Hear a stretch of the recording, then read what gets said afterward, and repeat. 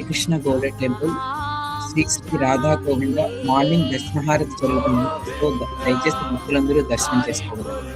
జై కృష్ణ.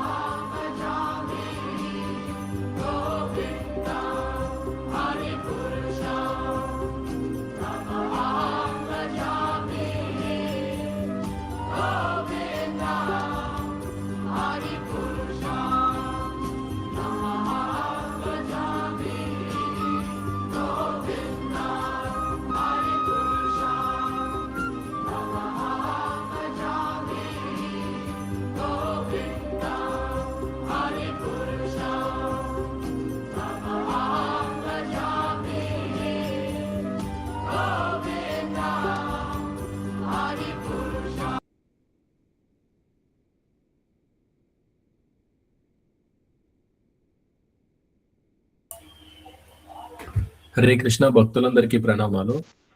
ఈరోజు ఐక్య విద్యా సత్సంగ speaker Shriman Mahavishnu Prabhu, senior vice president Hare Krishna Golden Temple. Hare Krishna Prabhu, request you to take over the session Prabhu. ఓం నమో భగవతే వాసుదేవాయ. ఓం నమో భగవతే వాసుదేవాయ. ఓం నమో భగవతే వాసుదేవాయ. ఓం నమో భగవతే వాసుదేవాయ.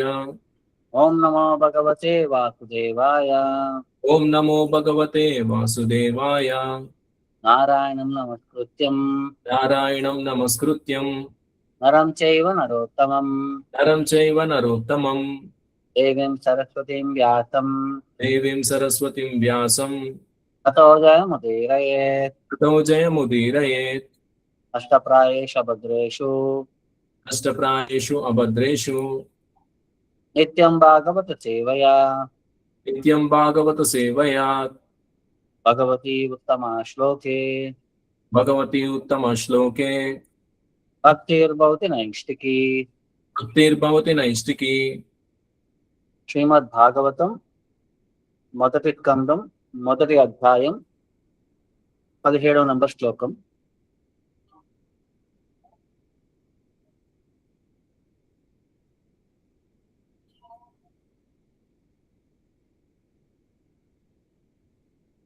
తస్యా తస్యా కర్మాణి కర్మాణి ఉదారాణి ఉదారాణి తస్య కర్మాణి ఉదారాణి తస్య కర్మాణి ఉదారాణి హరిగీతాని పరిగీతాని సూరిభిః.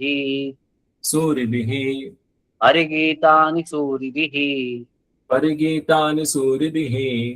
బ్రూహి బ్రూహి నః నః శ్రద్ధదానానాం శ్రద్ధదానానాం బ్రూహిణః శ్రద్ధదానానాం ద్రోహిణ శ్రద్ధదానానాం లీలయా లీలయా దదతః దదతః కలాః కలాః లీలయా దదతః కలాః లీలయా దదతః కలాః తస్య కర్మాణి ఉదారాణి తస్య కర్మాణి ఉదారాణి పరిగీతాని సూరిభిః పరిగీతాని సూరిభిః తన్నా బ్రూహిణా శ్రద్ధదానానాం ద్రోహిణ శ్రద్ధదానానాం లీలయా దదతః కలా.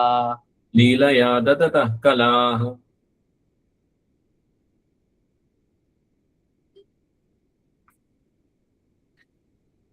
Should I proceed for word to word meaning, or shall we give audience to recite, Prabhu?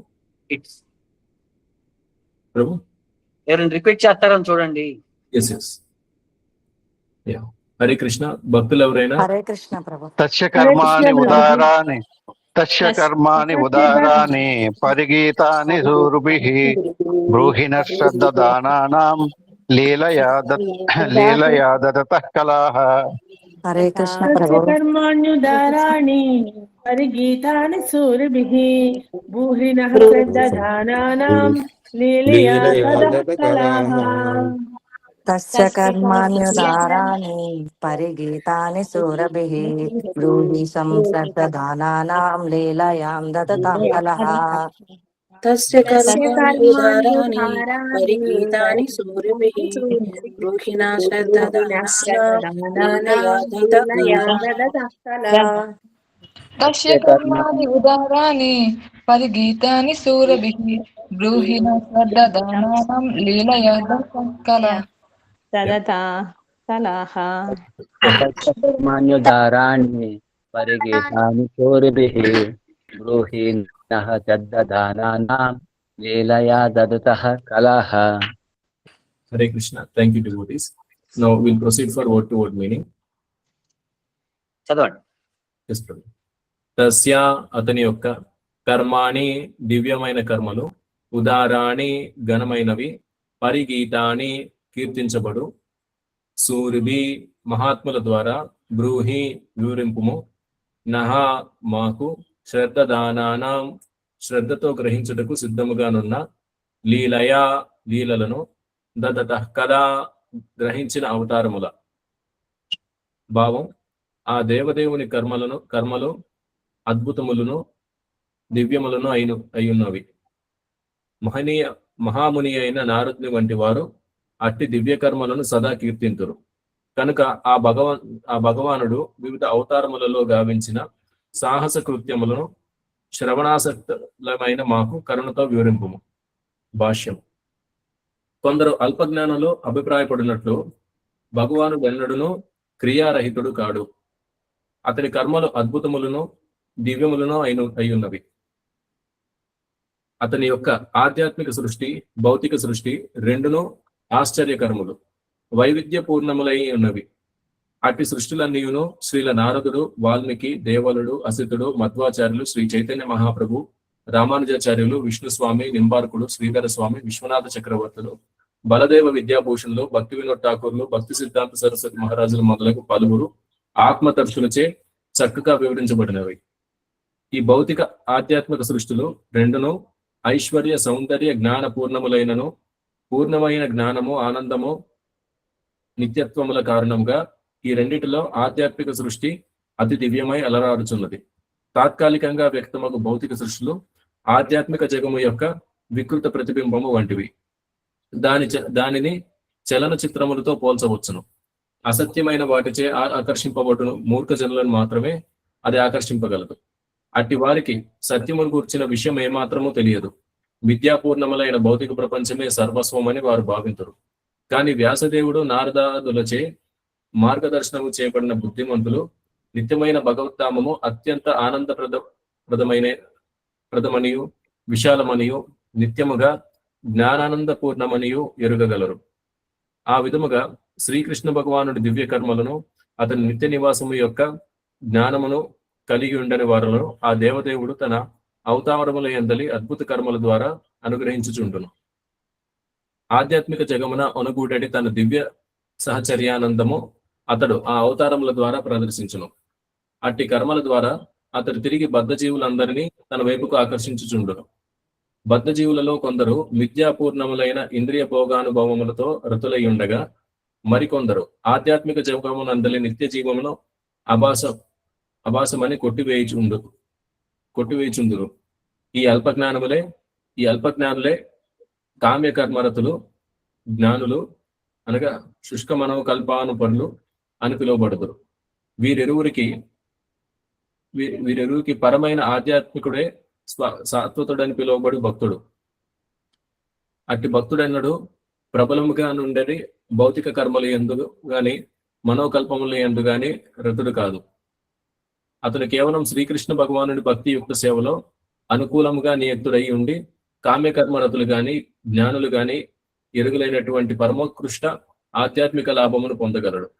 భౌతిక జగత్తు, ఆధ్యాత్మిక జగత్తు రెండింటికి పరమ నియామకుడిగా శ్రీకృష్ణ భగవానుడు అపరిమిత వర్గములకు చెందిన పలు విధములైన అవతారములను కలిగి ఉన్నాడు. బ్రహ్మ, రుద్రుడు, మనువు, ఋతువు, వ్యాసుడు వంటి అవతారములు ఆ దేవదేవుని భౌతిక అవతారములై ఉన్నవి. కానీ శ్రీరాముడు, శ్రీ నరసింహుడు, శ్రీరాహుడు,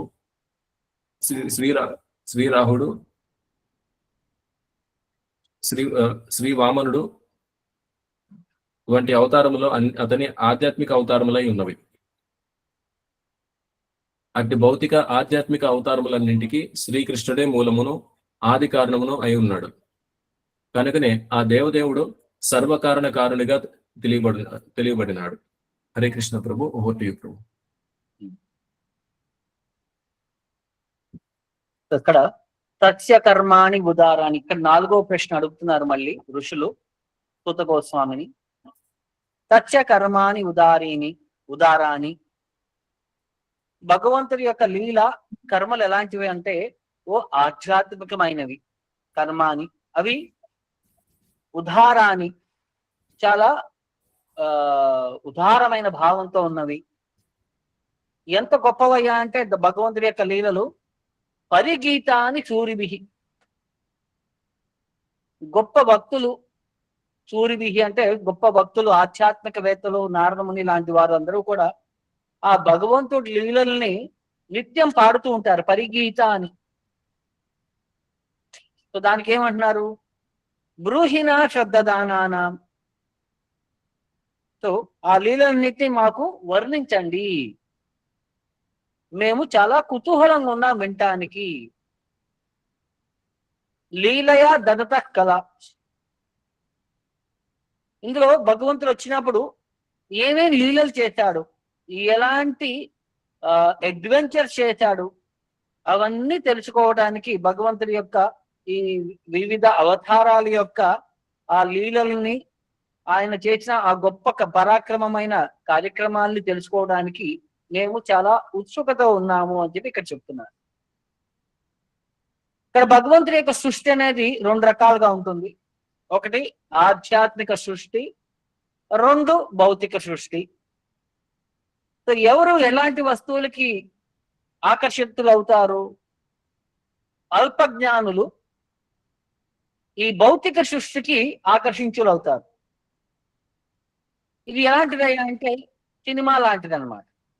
ఎందుకంటే అక్కడ రియాలిటీ కాదు, అది సినిమా, అది ఇమాజినేషన్. అది ఒక డైరెక్టర్ యొక్క ఊహాగానానికి ఒక సినిమా ప్రదర్శిస్తారు.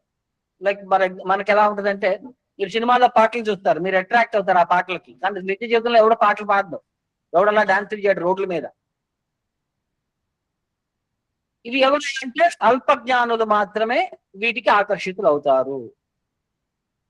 మరి బాగా గొప్పవారు, బుద్ధిమంతులు, మరి వారు ఎలాంటి వాటికి ఆకర్షితులు అవుతారంటే, వారు గొప్ప ఋషులకి, వారి ప్రదర్శించే ఆధ్యాత్మిక జ్ఞానానికి, ఆధ్యాత్మిక సృష్టికి, భగవంతుడి వైపు వాళ్ళు ఆకర్షితులు అవుతారు.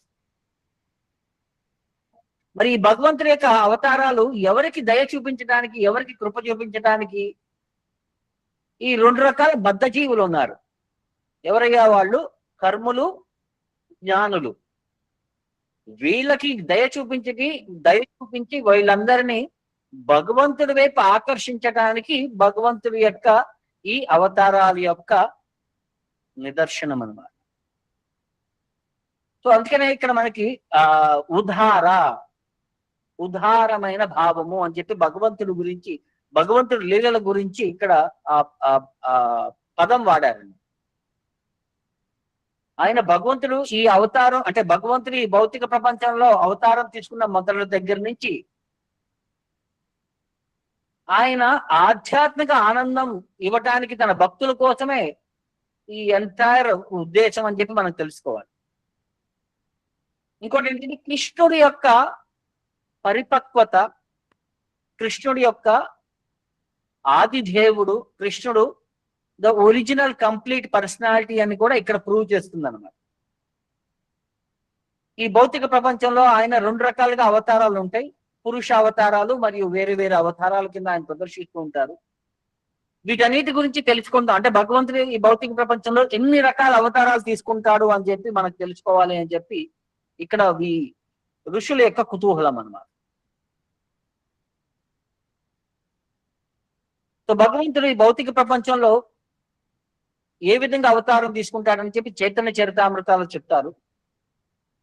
కృష్ణ గురు భక్త శక్తి అవతార ప్రకాశ కృష్ణ ఏ ఛాయ రూపే కరేణ విలాస. ఈ భౌతిక ప్రపంచంలో కృష్ణుడు గురువు కింద, భక్తుల కింద, తన శక్తుల కింద, అవతారాల కింద, కృష్ణుడి యొక్క అంశాల కింద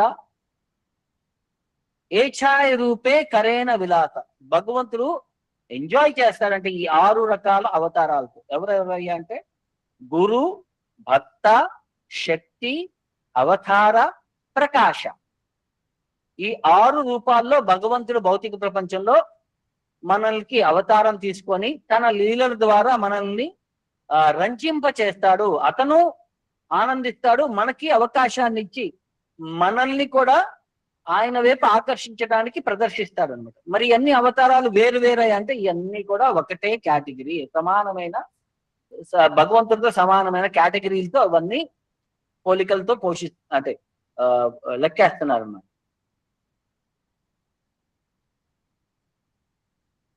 అవతారహయ కృష్ణేర షడ్విధ ప్రకార పురుషావతార ఏక లీలావతార ఆర. భగవంతుడి అవతారాలని 6 రకాలుగా పరిగణలోకి తీసుకుంటారు. అందులో ఒకటి పురుషావతార, 2 లీలావతార, తర్వాత గుణావతార ఆర, అనంతర అవతార, యుగావతార ఆర, శక్తి ఆవేశ అవతార. తర్వాత 3 ఈ త్రిగుణాలని కంట్రోల్ చేసే విధంగా గుణావతారం అని చెప్పి, తర్వాత మన్వంతర అవతార. బ్రహ్మ యొక్క ఒక్క రోజులో 14 మంది మనువులు ఉంటారు. ప్రతి మనువు సమయంలో ఒక అవతారం అనేది ఉంటుంది. తర్వాత యుగ అవతారం. బ్రహ్మ యొక్క ఒక్క రోజులో 1000 మహాయుగాలు ఉంటాయి. ఒక్క మహాయుగం వచ్చేసరికి సత్య, త్రేత, ద్వాపర, కలియుగ. సో ప్రతి యుగంలో కూడా భగవంతుడి యొక్క ఒక యుగావతారం అనేది ఉంటుంది. ఇవన్నీ కాక అప్పుడప్పుడు భగవంతుడు కొంతమందికి తన శక్తిని ప్రదర్శించి ఒక అవతారం కింద ప్రదర్శిస్తాడు. వాళ్ళే శక్తి ఆవేశ అవతారం అని అంటారు. సో ఇవన్నీ కూడా భగవంతుడి యొక్క 6 రకాల అవతారాలు. ఇందులో గుణావతారం అంటే ఏంటి? త్రిగుణాలు ఉన్నాయి. సత్వగుణం, రజోగుణం, తమోగుణం. ఒక్కొక్క గుణానికి ఒక అవతార పురుషుడు ఉంటాడు. సత్వగుణానికి విష్ణువు, రజోగుణానికి బ్రహ్మ, తమో గుణానికి శివుడు. ఇది 3 గుణావతారాలు. తర్వాత మన్వంతర అవతారాలు ఉంటారు. సో 14 మంది మనువులకి 14 అవతారాలు. సో మొదటి మనువు సమయంలో యజ్ఞ, 2వ మనువు సమయంలో విభు, 3వ మనువు సమయంలో సత్యసేన, 4వ మనువు సమయంలో హరి, 5వ మనువు సమయంలో వైకుంఠ, 6వ మనువు సమయంలో అజిత, 7వ మనువు సమయంలో వామన, 8వ మనువు సమయంలో సార్వభౌమ, 9వ మనువు సమయంలో వృషభ, విశ్వక్షేణ, 11వ మనువు సమయంలో ధర్మసేతు, 12వ మను సమయంలో సుధామ, 13వ మను సమయంలో యోగేశ్వర, 14వ మను సమయంలో బృహద్భాను. ఇలాగా ఈ 14 అవతారాలు అనేవి 14 మను సమయంలో ఉంటాము. అంటే మన ఈ 7వ మను సమయం కాబట్టి వైవస్వత మను, మనకుంటే అవతారం వచ్చేసరికి వామన అవతారం. తర్వాత 4 యుగాలు ఉన్నాయి, యుగానికి తగ్గ అవతారం ఉంటుంది. సో సత్యయుగంలో శుక్ల అవతారం అంటారు. ఆ యుగంలో భగవంతుడు శ్వేతవర్ణంలో ఉంటాడు, వైట్ కలర్. త్రేతాయుగంలో రక్తావతారం అంటే రక్తవర్ణంలో ఉంటాడు ఆయన. ద్వాపర యుగంలో శ్యామవర్ణంలో ఉంటాడు. కలియుగంలో కృష్ణవర్ణము లేక పీతవర్ణము అంటే పసపచ్చులాగా కానీ నలుపులాగా కానీ ఆయన అవతారం తీసుకుంటాడు అని చెప్పి ఈ 4 యుగావతారాల గురించి చెప్తారు. వినబడుతుందా హర్బల్? ఎస్ ప్రభు. తర్వాత శక్తి ఆవేశ అవతారాలు అని చెప్పి మనకు చెప్తారు. వీటిలో భగవత్ ఆవేశమైన కపిలదేవుడు, ఋషభుడు, తర్వాత డైరెక్ట్గా ఎంపవర్ చేసిన పర్సనాలిటీస్ లాగైతే 7 ఉన్నారు ప్రాముఖ్యంగా. శేషనాగ, సేవన శక్తి, భగవంతుడి యొక్క పర్సనల్ సర్వీస్ని నిర్వర్తించడానికి ఆయన భగవంతుడు ఆయన్ని ఆధ్యాత్మిక ప్రపంచంలో ఎక్స్పాన్షన్ కింద వాడతారనమాట.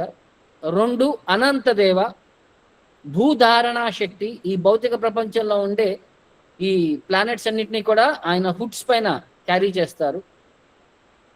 3 సృష్టి శక్తి, బ్రహ్మ, ఈ భౌతిక ప్రపంచం యొక్క సృష్టిని ముందుకు తీసుకువెళ్ళడానికి దానికి కావలసిన శక్తిని అన్నిటినీ బ్రహ్మదేవుడికి భగవంతుడు ఎంపవర్ చేస్తాడు.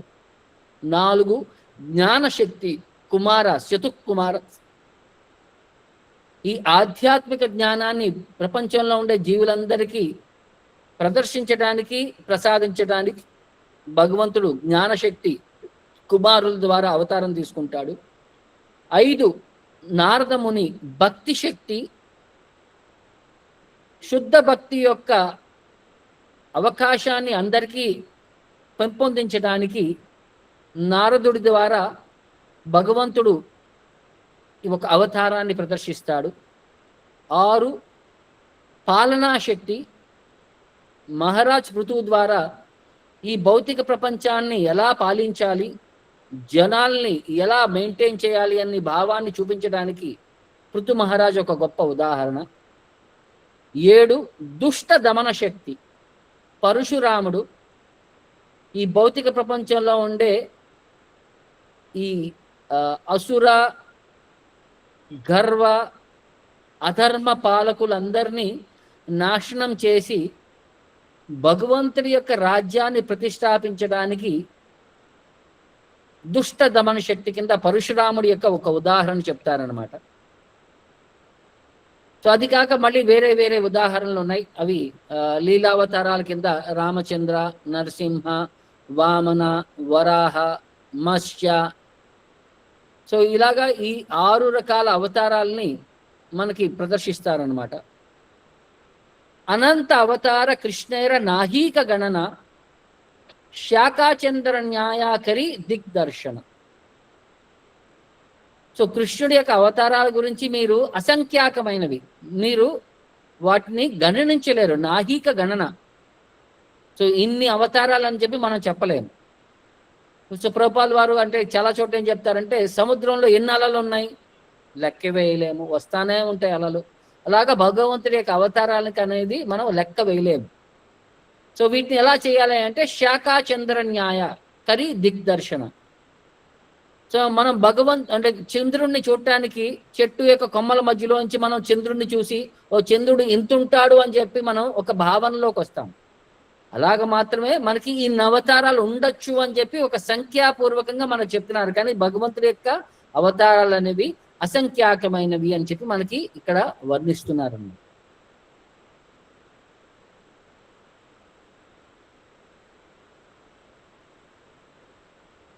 సో నెక్స్ట్ వర్స్కి వెళ్ళండి. ఎస్ ప్రభు.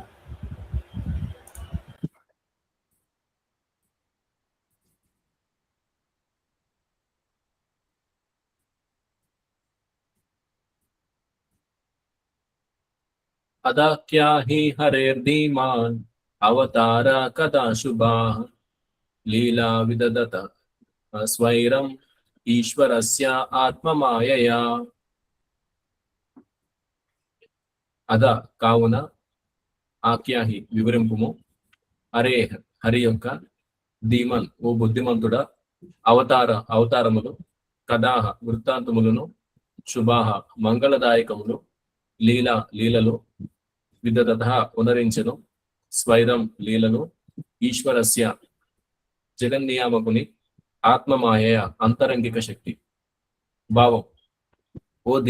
ఓ ధీమంతుడమైన సూత గోస్వామి, ఆ దేవదేవుని వివిధ అవతారములలో దివ్యలీలలను మాకు వర్ణించి చెప్పు. పరమనియామకుడైన భగవానుని అట్టి మంగళప్రదములైన సాహస కర్మలు, లీలలు అతని అంతరంగిక శక్తిచే నిర్వహింపబడుచుండును. భాష్యం. భౌతిక జగముల సృష్టి స్థితి లయముల కొరకు శ్రీకృష్ణ భగవానుడు స్వయముగా వేలాది అవతార రూపములలో అవతరించుచుండును. అటువంటి దివ్య అవతారములలో అతడు గావించు ప్రత్యేక అద్భుత కర్మలన్నీయును నిక్కముగా మంగళప్రదములు. అట్టి దివ్యలీలలో జరుగు సమయమున ఉన్నటువంటి వారు అట్టి లీలావర్ణమును శ్రవణము చేయువారు ఇరువును నిశ్చయముగా దివ్య లాభమును పొందుదురు. హరే కృష్ణ. సో నెక్స్ట్ వచ్చేసరికి 18వ వర్సు.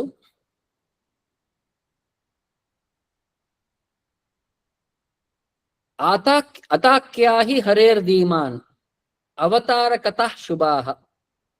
ఓ సూత గోస్వామి, ఆఖ్యాహి వర్ణించండి, ఎవరిది? హరే అవతార కథాహ, భగవంతుడి యొక్క, హరి యొక్క అవతార కథాహ, ఆయన అవతారాల యొక్క లీలలన్నింటిని గురించి వర్ణించండి. ఈ లీలలు ఎలాంటియా అంటే శుభాహ, అందరికీ శుభం కలిగిస్తాయి. లీలాహ, ఆయన అడ్వెంచర్స్ అన్నీ కూడా విదధతః స్వైరం, ఆయన స్వయంగా ఆయన ఆచరించిన ఈ లీలలన్నింటినీ ఈశ్వరస్య ఆత్మమాయయా, ఆయన యొక్క సుప్రీం కంట్రోలర్, ఆయన యొక్క పొజిషన్ వచ్చేసరికి ఈశ్వర. ఆయన ఏం చేస్తాడు, ఎవరిని కంట్రోల్ చేస్తాడు అంటే ఆత్మమాయ, ఆయన ఆంతరంగిక శక్తి ద్వారా ఇవన్నీ కూడా, ఈ లీలలన్నీ కూడా నిర్వహించబడ్డవి అన్నమాట. సో అందుకని చెప్పి ఇక్కడ భగవంతుడి యొక్క ఆ శాశ్వతమైన ఆంతరంగిక లీలల గురించి మాకు వర్ణించండి అని అంటున్నారు. సో ఈ శుభాహ అనేది ఏంటి అంటే, ఇక్కడ ఉన్నవారికి ఆ లీలల గురించి వినటం ద్వారా, అర్థం చేసుకోవడం ద్వారా అందరికీ మంచి జరుగుతుంది అన్నట్టు బ్లెస్సింగ్స్ అన్నమాట ఇక్కడ శుభాహ. సో ఆ లీలలు జరిగేటప్పుడు ఉన్నవారికి, ఇప్పుడు వినేవారికి అందరికీ మంచి జరుగుతాయి అన్నమాట. అలాంటి లీలలు అన్నమాట భగవంతుడి యొక్క లీలలు. అంటే ఇక్కడ ఎందుకు అతహతో మొత్తం ఆ శ్లోకం మొదలైందన్నమాట. అంటే అత అంటే దాని తర్వాత. సో మొదట కృష్ణుడి గురించి, లీలల గురించి, ఎందుకంటే ఆయన ఒరిజినల్ పర్సనాలిటీ,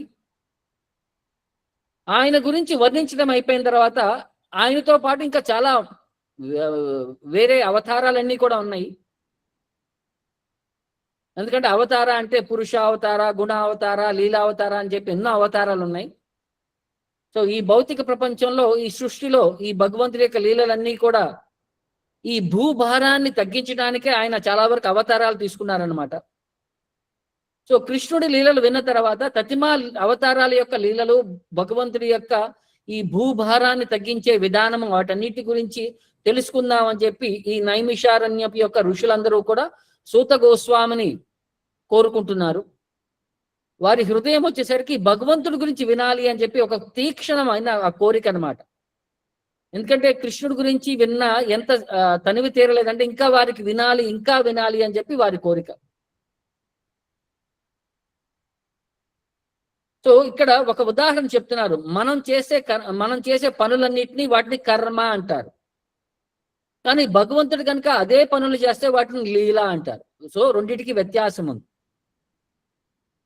సో మనం ఏం చేసినా సరే మనం పూర్వ కర్మానుసారం మనం వ్యవహరిస్తుంటాం. మనం ఈ శరీరం ఎలా వచ్చింది, మన పూర్వజన్మ అనుసారం మనం ఆలోచన విధానం, మనం ఎలా వ్యవహరిస్తాము, ఏం చేస్తాము, ఇవన్నీ కూడా ప్రకృతి యొక్క నియమాలకు అనుసారంగా మనం వ్యవహరిస్తూ ఉంటాం అన్నమాట.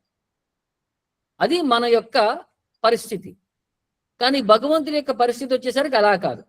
ఆయన స్వచ్ఛందుడు, స్వయం లీలలన్నీ కూడా ఆంతరంగిక శక్తి ద్వారా రచింపబడినవి అన్నమాట. సో ఆయనకి మనకి చాలా తేడా ఉన్నాయి ఆలోచన విధానంలో, వ్యవహార విధానంలో అని చెప్పి ఇక్కడ ఉదాహరణ చెప్తున్నారు. సో భగవంతుడి యొక్క ఈ లీలావతారాల గురించి 3వ అధ్యాయంలో 24 అవతారాల గురించి 25 మాట్లాడతారనమాట. సో ఇందులో ఏమేమి అవతారాల గురించి చెప్పబడ్డాయి? చతుర్శన 4 కుమారాలు నారద ముని గురించి మాట్లాడారు, వరాహ అవతారం గురించి మాట్లాడారు, మత్స్యావతారం గురించి మాట్లాడారు, యజ్ఞావతారం, నరనారాయణ అవతారం, కపిలముని అవతారం, దత్తాత్రేయ, హయశీర్ష, హంస, పృష్ణిగర్భ, ఋషభ, పృథు, నృసింహ, నృసింహ, కూర్మ, ధన్వంతరి, మోహిని, వామన, పరశురామ, రామచంద్ర, వ్యాస, బలరామ, కృష్ణ, బుద్ధ, కల్కి, వీటన్నిటినీ కలిపి లీలావతారాలు అంటారు అన్నమాట. 25 అవతారాలు భగవంతుడి యొక్క లీలావతారాలు, లేకపోతే కల్ప అవతారాలు అంటారు. అంటే భగవంతుడి యొక్క, అంటే బ్రహ్మదేవుడి యొక్క ఒక్క రోజులో ఈ అవతారాలు అప్పుడప్పుడు ర్యాండమ్ గా వస్తుంటాయి. అందుకనే వాటిని కల్ప అవతారాలు అని కూడా అంటారనమాట. సో ఈ అవతారాలను కూడా మళ్ళీ ఫర్దర్ డివిజన్స్ ఉంటాయి వీటికి. వీటిని ద్విపరార్థ అవతారం అంటారనమాట. అంటే బ్రహ్మదేవుడి యొక్క జీవితంలో ఒక్కసారి మాత్రమే వచ్చే కొన్ని అవతారాలు ఉంటాయి. కొన్ని కల్పావతారాలు అంటారు, అంటే బ్రహ్మదేవుడి యొక్క రోజులో వచ్చే అవతారాలు ఉంటాయి. మన్వంతర అవతారాలు అంటారు, అవి బ్రహ్మదేవుడి యొక్క ప్రతి మను సమయంలో వచ్చే అవతారాలు ఉంటాయి. తర్వాత యుగావతారాలు అంటారు, అంటే ప్రతి యుగంలో వచ్చే అవతారాలు ఉంటాయి. స్వేచ్ఛామయ సమయ అవతార, అంటే భగవంతుడి ఇష్టానుసారం, దీనికి రూల్స్, టైము, డెఫినేషన్ లేదు. ఆయన ఎప్పుడు పడితే ఆయన అప్పుడు అవతారం తీసుకోవచ్చు. అంటే ఇవి 5 రకాల అవతారాలు అన్నమాట. సో మొదటిది ద్విపరార్థ, బ్రహ్మ యొక్క జీవిత సమయంలో ఒక్కసారి మాత్రమే వస్తాయి అన్నమాట. కల్పావతార, బ్రహ్మ యొక్క ఒక రోజు సమయంలో వస్తాయి. మన్వంతర, మను యొక్క సమయంలో, తర్వాత యుగావతార, తర్వాత స్వచ్ఛమయ సమయ అవతార. ఇందులో పురుషావతారాలు వచ్చేసరికి ద్విపరార్థ అవతారాస్ అన్నమాట. తర్వాత క్షీరోదాక్ష, విష్ణు, తతిమా వాళ్ళందరూ కూడా కల్పావతార కింద లెక్క. యజ్ఞ వారందరూ కూడా మన్వంతర అవతారాలతో లెక్క. శుక్ల అలాంటి వారందరూ కూడా యుగావతారాలతో లెక్క. కృష్ణ, బలరాములు వాళ్ళు వచ్చేసరికి స్వేచ్ఛామయ సమయ అవతారాలు అన్నమాట. సో ఇంత విధంగా అది డిస్క్రిప్షన్ అనేది చెప్పబడ్డదన్నమాట.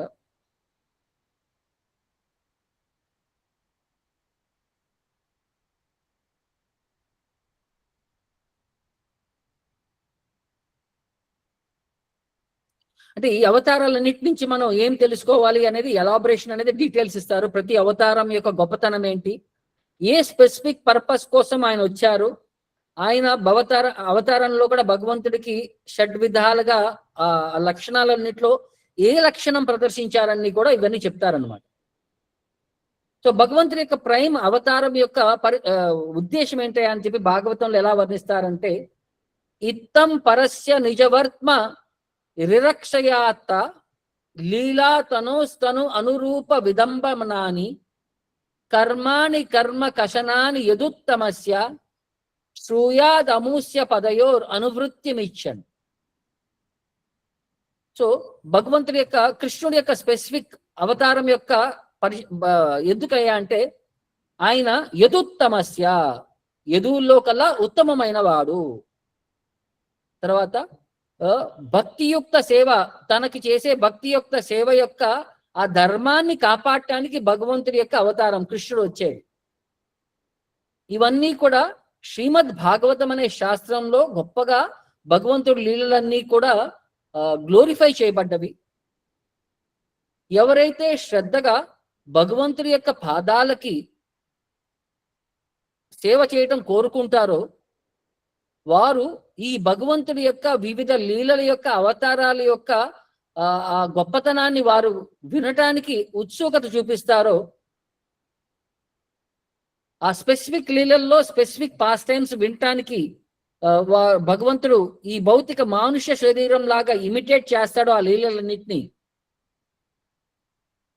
వినటం ద్వారా ఏమవుతుందయ్యా అంటే మనలో ఉండే ఈ కర్మ శక్తి, అంటే కర్మ జ్ఞానం, కర్మ బీజం యొక్క మూలాలన్నింటినీ కూడా శాశ్వతంగా నాశనం చేసేస్తాయి. అంటే భగవంతుడి యొక్క లీల, అంటే భగవంతుడి గురించి వినే కొద్దీ ఏమవుతుందంటే ఈ భౌతిక ప్రపంచం యొక్క వాసనలన్నిటి నుంచి కూడా మనకి శాశ్వతమైన విముక్తి దొరుకుతుంది.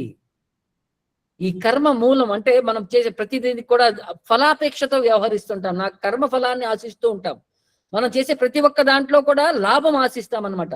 ఈ భౌతిక ప్రపంచం యొక్క ఈ వాసనలన్నిటి నుంచి మనకి విముక్తి కలుగుతుంది అనమాట భగవంతుడి యొక్క లీలలు వింటే. అలాగే నిశమ్య కర్మాని గుణాన్ అతుల్యాన్ వీర్యాని లీలా తనుభిః కృతాని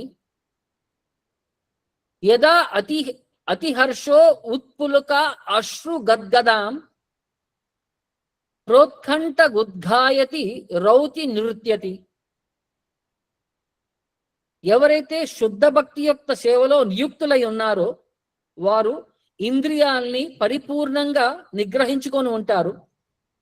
అలాంటి వారు ముక్త పురుషులతో సమానం అన్నమాట. అలాంటి ముక్త పురుషులు, శుద్ధ భక్తులు ఈ భగవంతుడి యొక్క ఆధ్యాత్మిక గుణగణాల్ని, కర్మల్ని, వివిధ అవతారాల్ని, వివిధ అవతారం యొక్క కథలు అంటే యాక్షన్స్ ని వాళ్ళు కనుక శ్రద్ధగా వింటే వారి యొక్క శరీరం పైన ఉండే రోమాలు నిక్కపరుచుకుంటాయంట. యదా అతిహర్ష ఉత్పులక అశ్రు గద్గదాం. ఉత్పులక శరీరం యొక్క రోమాలు నిక్కపరుచుకుంటాయి, కళ్ళ నుంచి నీరు ధారలాగా ప్రవహిస్తూ ఉంటుంది. పులకాశ్రు. తర్వాత గద్గదాం, వారు మాట్లాడాలనుకుంటే మాట తడబడుతూ ఉంటుంది. ప్రోత్కంఠ ఉద్ఘాయతి రౌతి నృత్యతి, వారు నృత్యం చేస్తూ ఉంటారు, వినే కొద్దీ గట్టిగా పాడుతూ ఉంటారు, అప్పుడప్పుడు బాధపడుతూ ఉంటారు భగవంతుడి లీలానుసారం. ఈ విధంగా ఆధ్యాత్మిక ఆనందాన్ని వారు అనుభవిస్తుంటారు భగవంతుడి యొక్క లీలా స్థలంలో.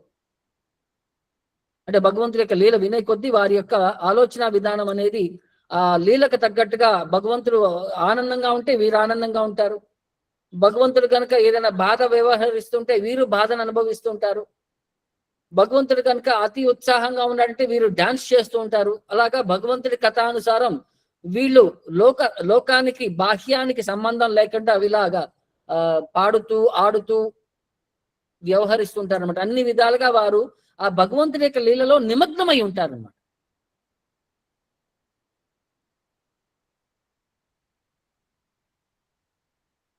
సో ఇందులో మనకి కొన్ని అర్థం చేసుకోవాల్సింది ఏంటంటే భగవంతుడి లీలలు అనేవి ఎలా చెప్తారంటే,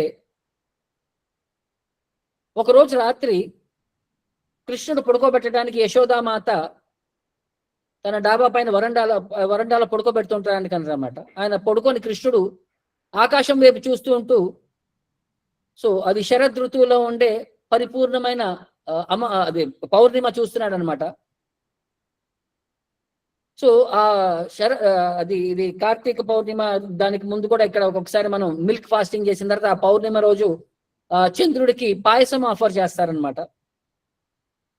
సో ఆ చంద్రుడిని చూస్తూ కృష్ణుడు యశోదామాతని అడుగుతాడనమాట, అది ఎవరు, ఆ చంద్రుడిని చూపించి ఎవరు అదమ్మా అని అడుగుతాడనమాట.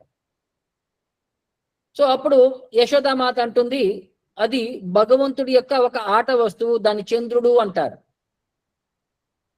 సో ఒక ఆట వస్తువు అని చెప్పి వినంగానే కృష్ణుడు నాకు కావాలి నేను ఆడుకోవాలి అంటాడనమాట. సో యశోదామాత ఎన్ని విధాలమైన ఆట వస్తువులు ఇచ్చినా సరే కృష్ణుడికి మాత్రం వాటన్నిటిని పట్టించుకోకుండా ఆ చంద్రుడి వైపే చూపిస్తూ నాకు ఆ చంద్రుడే కావాలి, వేరే ఏమీ వద్దు అని అంటాడు. అప్పుడు యశోదామాత కృష్ణుడిని ఒళ్ళో పడుకోబెట్టుకొని ప్రేమతో ఆప్యాయతతో, కృష్ణ ఇది భగవంతుడి యొక్క ఆట వస్తువు. సో కృష్ణుడు అంటాడు, నువ్వేమనుకుంటున్నావు, నేను భగవంతుడితో తక్కువ అనుకుంటున్నావా, నేను గొప్పవాణ్ణి, నాకు ఆ ఆట వస్తువు కావాలి అంటాడు.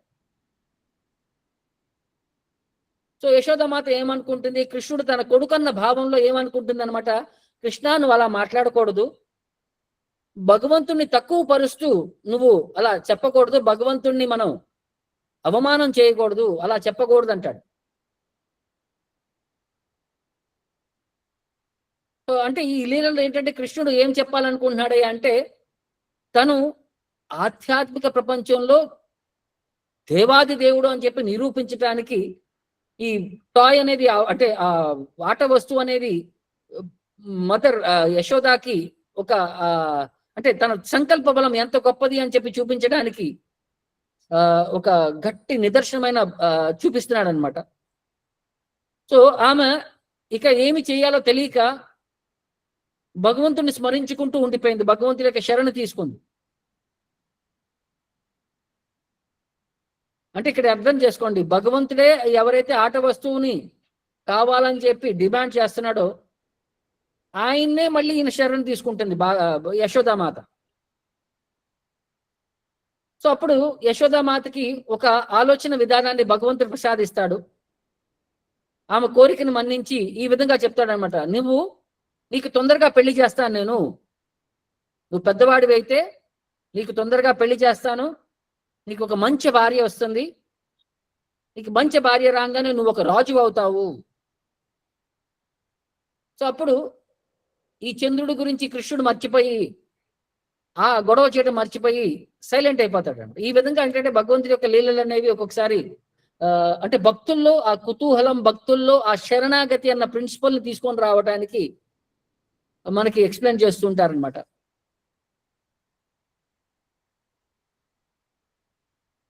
సో అంటే ఇలాంటి లీలలు చాలా ఉంటాయి. మీకు ఉదాహరణకి మనకి రామాయణంలో కూడా కౌశల్య, కైకేయి, సుమిత్ర అని చెప్పి మనకి ముగ్గురు రాముడి యొక్క మదర్స్ కింద మనం మాట్లాడతాము.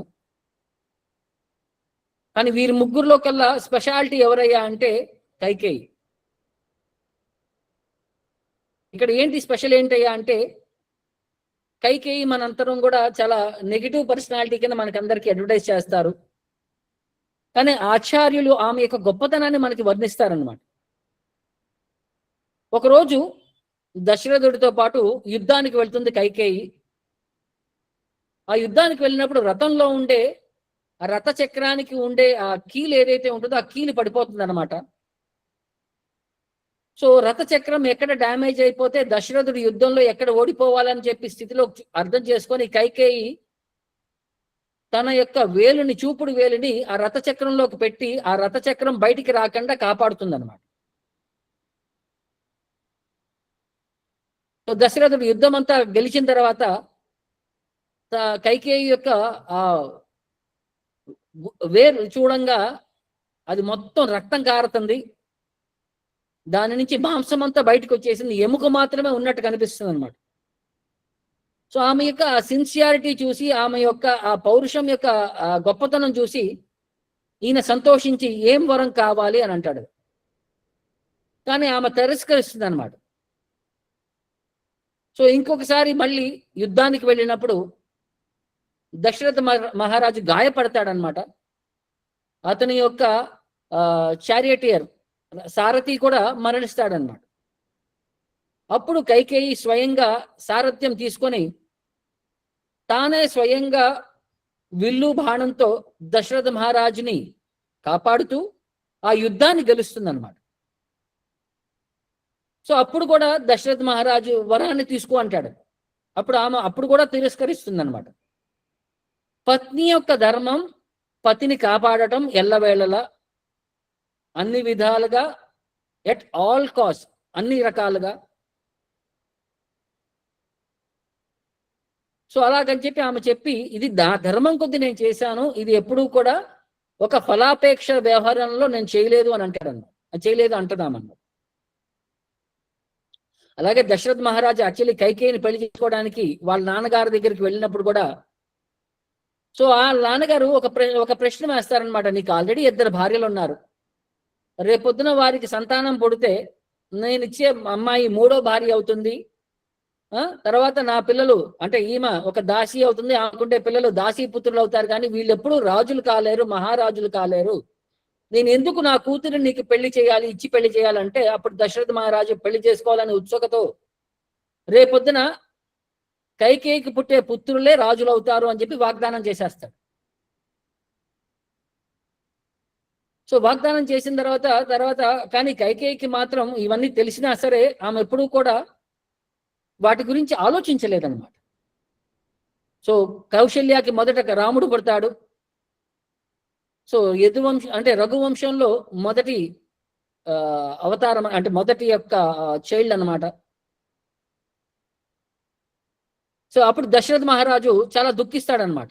ఎందుకంటే కైకేయి యొక్క నాన్నకి నేను ప్రామిస్ చేశాను, ఇప్పుడు నేనేం చేయాలి, నా ప్రామిస్, నా వాగ్దానం బ్రేక్ అయిపోతుంది. సో లేకపోతే నా ట్రెడిషన్, నా వారసత్వంలో నా ప్రథమ కొడుకుకి రాజ్యాన్ని ఇవ్వకుండా నేను బ్రేక్ చేయాలా, నా ట్రెడిషన్ బ్రేక్ చేయాలా, ఏం రాముడికి రాజ్యం ఇవ్వకూడదా అని చెప్పి అలా సందిగ్ధ స్థితిలో ఉన్నప్పుడు కైకేయి దానికి సొల్యూషన్ చెప్తుంది అన్నమాట. ఏం చెప్తుంది, ఈ రోజు నుంచి రాముడు నా కొడుకు, భరతుడు కౌశల్య యొక్క కొడుకు అని చెప్పి స్వాప్ చేసుకుంటాం మేము అని చెప్తుంది అన్నమాట. తద్విధంగా రాముడు రాజ్యాన్నిలో రాజుగా వెతకడానికి ఈజీ ఆపర్చునిటీ. సో తాను సెల్ఫ్లెస్ గా దశరథ మహారాజ్కి హెల్ప్ చేస్తుంది. అంత గొప్ప క్యారెక్టర్ ఆమె. మరి అంత గొప్ప క్యారెక్టర్ ఉన్నామా సడన్ గా ఎలా మారిపోయింది? సో కొంతమంది ఏం చెప్తారంటే, మందర యొక్క సాంగత్య దోషం వల్ల కైకేయి యొక్క మనస్తత్వం చెడిపోయింది అని అంటారు. అంటే మంతరా కూడా ఎవరయ్యా అంటే దేవతల వైపు నుంచి నియమించిన ఒక గూఢాచారి. భగవంతుడి యొక్క లీల అనేది అనురక్తి కట్టడానికి, భగవంతుడిని ఇంటిలోంచి బయటకు పంపించడానికి ఒక పర్సనాలిటీ ఉండాలి. దానికి మంతరా అని చెప్పి ఒక మనిషిని దేవతలు ఆ రాజ్యంలో ప్రతిష్టాపించారు. ఆమె చేసే పనుల ద్వారా రాముడు బయటికి వచ్చి రావణాసుర యొక్క సంహారం జరగాలి. కాబట్టి ఇది ఒక లీల కోసం ఆమెని పావు కింద వాడుకున్నారు అని చెప్పి ఒక ఉదాహరణ చెప్తారు.